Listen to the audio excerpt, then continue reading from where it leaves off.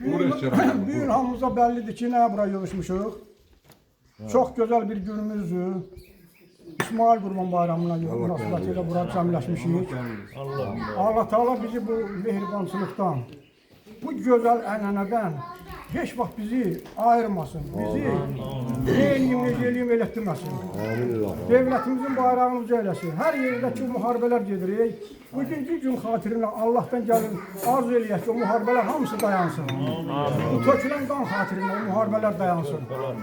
Belə bir güzel gününüzü, kıymetli vaxtınızı belə məni əziz tutub.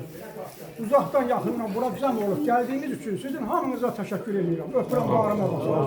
Çox xoş gəlmişsiniz, səfa etmişsiniz. Öpürəm, bağrıma basıram hamınızı. Təşəkkürlər. Heç qalsın sizlərə. Heç qalsın. Allah qəbul etsin.